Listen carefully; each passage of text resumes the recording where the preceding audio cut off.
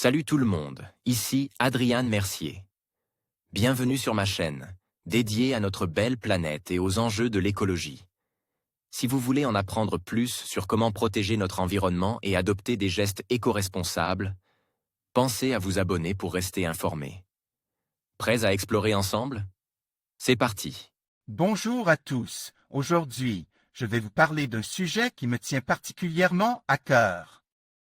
Dans cette vidéo, nous allons explorer l'histoire tragique d'une espèce qui est la première à disparaître des États-Unis en raison de l'élévation du niveau de la mer. Nous verrons comment ce phénomène, lié au changement climatique, impacte non seulement la biodiversité, mais aussi les écosystèmes et les communautés humaines. Je vous invite à me suivre dans cette réflexion sur les conséquences de nos actions et sur l'importance de préserver notre planète.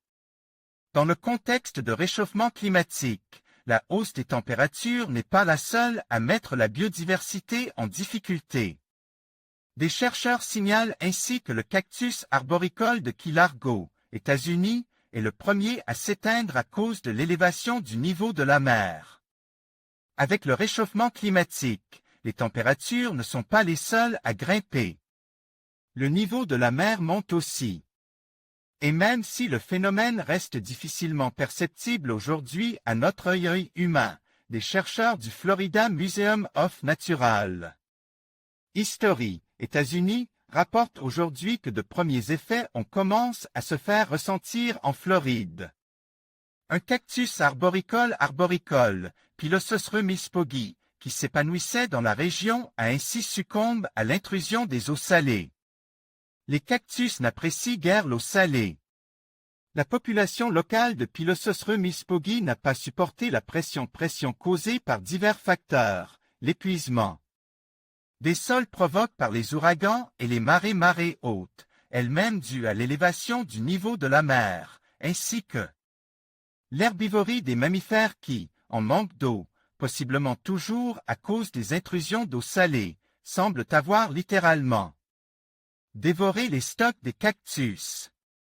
Malheureusement, le cactus arboricole de Key Largo pourrait être un indicateur de la manière dont d'autres plantes côtières de basse altitude réagiront au changement climatique, précise, dans un communiqué, Jennifer Posley, l'auteur principal de l'étude parue dans le Journal of the Botanical Research Institute of Texas.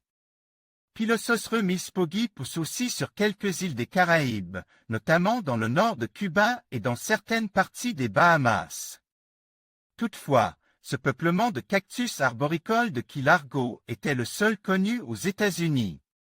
Et les chercheurs estiment qu'il s'agit de la première extinction locale d'une espèce causée par l'élévation du niveau de la mer dans le pays.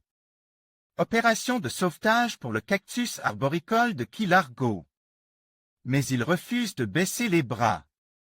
Grâce à quelques spécimens qu'ils ont pu sauver et replanter dans des environnements contrôle, les chercheurs espèrent encore réussir prochainement à les ramener à la vie sauvage.